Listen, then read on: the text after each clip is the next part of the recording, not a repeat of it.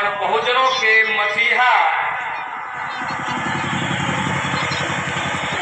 भारत रत्न परम पूज्य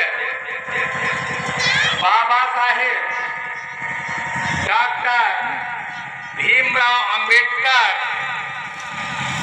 की 134वीं जयंती के शुभ अवसर पर आप लोग जो पधारे हैं उनकी जयंती की आप लोगों को हार्दिक शुभकामनाएं एवं बधाइयां।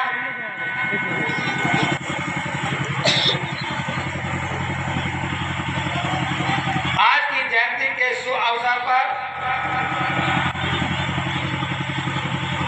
डॉक्टर साहब, बड़े भाई साहब, लेखपाल साहब और संचालन समिति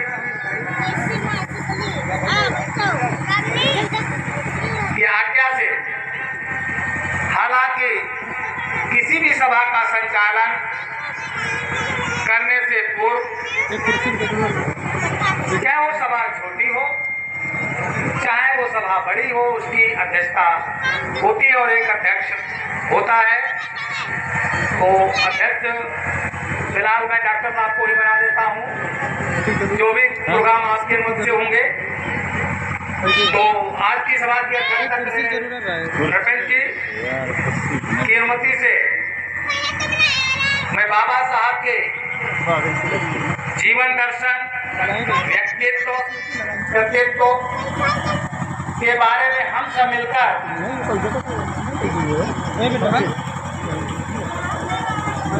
कुछ प्रकाश डालेंगे। क्या हम जयंती मनाने के बहाने पूजा करने नहीं आए? हमें पूजा करने की जरूरत नहीं है। अगरबत्ती और मोमबत्ती जलाने का उद्देश्य होता है सम्मान करना, जो सम्मान लायक होते हैं, और उनके व्यक्तित्व और कृतित्व पर चर्चा करने का मतलब है उनके बताए हुए रास्ते पर चलना। अगर उनके विचारों का कोई भी जो भी व्यक्ति अनुसरण करेगा, वो हम जैसे इंजीनियर के रूप में, डॉक्टर के रूप में, अध्यापक के रूप में आपके बीच आ सकता है। अब कहो कि बाबा साहब की हम अगरबत्ती और मोमबत्ती जला के ध्यानमग्न हो जाएंगे, हम डॉक्टर बन जाएंगे, नेवर, कभी नहीं बन सकते। सच्चा मंत्र जब इनका आप ग्रहण करेंगे, जिनके जीवन दर्शन को पढ़ेंगे, सुनेंगे, देखेंगे, तो आप पाएंगे कोई उच्च पद पर यूं ही नहीं पहुंच जाता, भूखे रहना पड़ता है।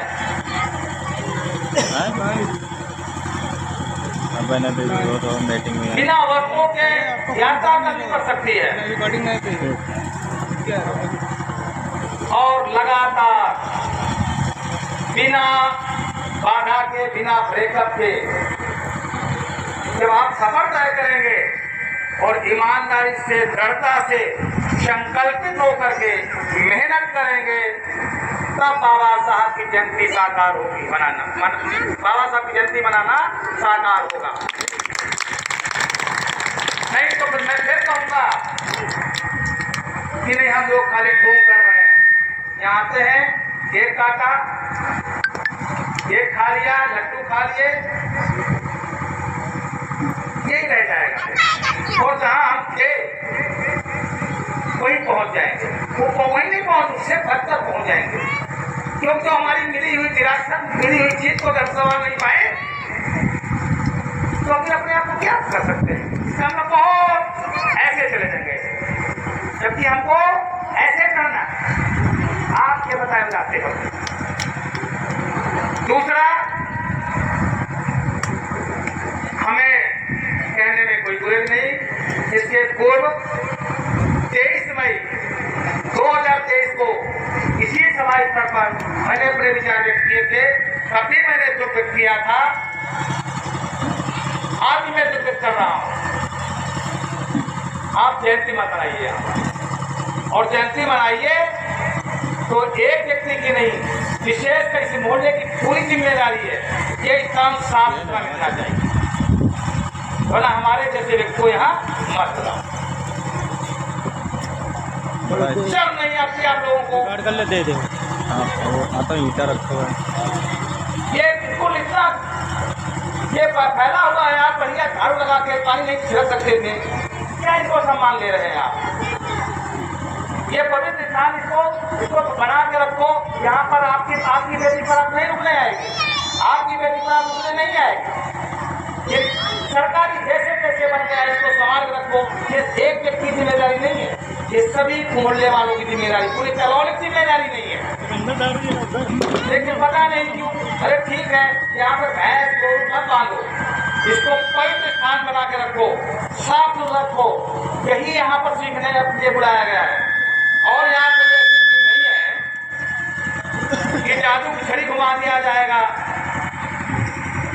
जो आज हम बहुत बढ़िया कपड़ा पहने, ये यूं ही हासिल नहीं हुआ।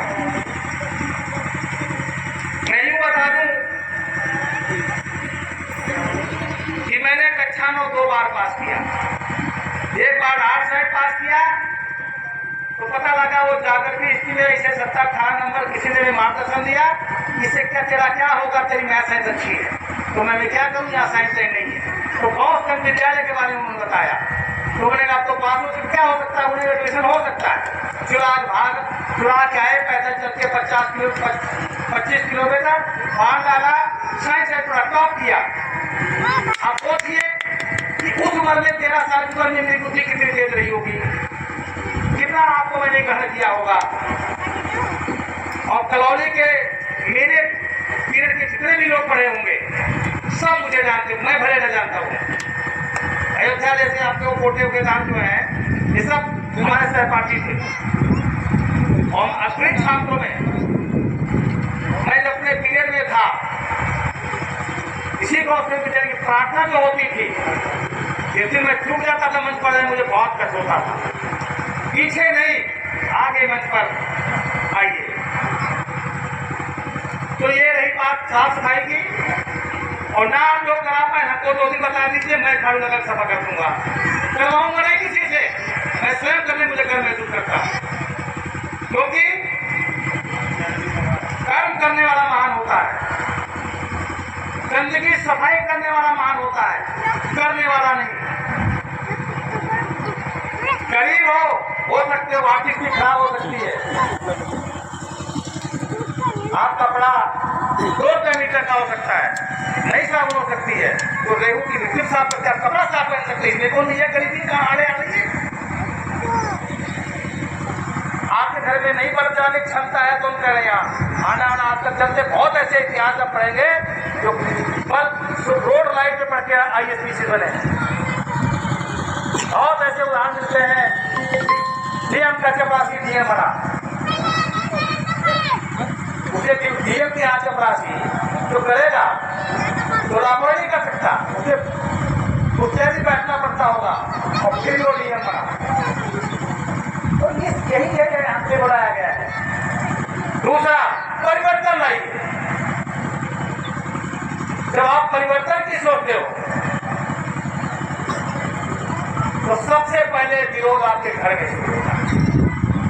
जैसे अभी आप सोचो हम पूजा पाठ नहीं करेंगे तो आपकी महिला आपके विरुद्ध खड़ी हो जाएगी, और फिर यहाँ बताओगे सबका साथ देंगे यार आप लोग पूजा पाठ में तो देवी देवता की पूजा पाठ में तो आप कहोगे अरे क्या करी घर की मैडम मंत्री कैसे नहीं मानेगी भाई, लाठी डंडा थोड़ी चलाना, धीरे धीरे उनको समझाइए। कुछ यहाँ सीखे या तो बताइए कि हमें पूजा पाठ करनी चाहिए क्यों नहीं करनी चाहिए। पूजा करिए किताबों में, पूजा करिए। अगर कोई आपके बीच पढ़ा लिखा व्यक्ति बता रहा है तो कुछ निष्कर्ष लेके बता रहा होगा। हमारे आपके समाज में सबसे बड़ी कमी क्या है और आपको देखने मिलता होगा, अगर आपके मोहल्ले का कोई बैंक मैनेजर डॉक्टर इंजीनियर हो गया तो आप ही लोगों में उनको नमस्ते करने में बड़ी दिक्कत होती है। और पहले कोई ऐसे इंजीनियर था अपने घर के, इनके तमाम आओ तो जा नहीं, गलत है। उनका आप सम्मान करिए, उनके पास बैठिए, कुछ बताएंगे तो कुछ निष्कर्ष बताएंगे, वो ऐसे ही नहीं बने। अपना बच्चा उनके पास दुआ सलाम कराइए, उनके दिल में प्यार जगेगा। बुलाएंगे, पूछे बेटा तो उसका पाना सुनाओ, कोई नहीं कहेंगे बेटा चला बीड़ी जला के लाओ। पढ़े लिखे में गैर पढ़े लिखे में थोड़ा बहुत अंतर होता है, मान सम्मान बराबर होता है, लेकिन नैतिक मूल्यों का थोड़ा बहुत अंतर होता है। तो पढ़े लिखे व्यक्ति के पास बैठोगे, मैं आपके यहाँ इस क्षेत्र में 6 बार का इंजीनियर हूँ, जो जिन लोगों ने मेरी माइनर देखी है, माइनर 2 कौड़ी की थी। आज शरीरी गांव के पास के बाद पानी नहीं जा पाता था 20 साल से, और इस वर्ष पानी मारा घुमा है। किसान मेरी जय जयकार करता है, और यही मुझे अच्छा लगता है, ये मेरी सबसे बड़ी जय है। ये सब आप भी जानते हैं, आप ये सब लोग जानते हैं। आप चले जाएंगे रेगुलेटर पर, खड़े होकर तो बिल्कुल ये वाली अगली पुलिया आपको साफ देख सकते हैं, जबकि 1.5 साल पहले नहीं दिखाई पड़ती। और यहाँ नहीं, आप पूरा देख सकते हैं। तो देखिए, पद की बात में लोग बोर हो जाते हैं, तो हम थोड़ा सा गीत के माध्यम से, जो जयंती है तो हम जन्म गीत आपको सुनाएंगे। महिलाएं, जो बच्चा होता है, ये लोग अपना सोहर गाती है, उसमें राम लक्ष्मण ले आती है। हम उनको भगाना चाहते हैं, हम आपको लाना चाहते हैं, इस गीत में सुने।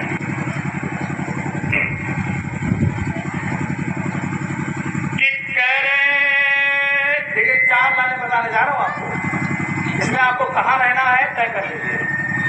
पहली लाइन में रहना तारा तोड़ने के बराबर है, लेकिन आखिरी वाली लाइन में ना रहना आपके हाथ है, तो कम से कम बीच वाली लाइन में रहना। इसका समझे, गंभीरता सुनिए, हवा मत लीजिए, और बड़े जीवन उतारिए, निश्चित आपके जीवन में दिखा रहा है।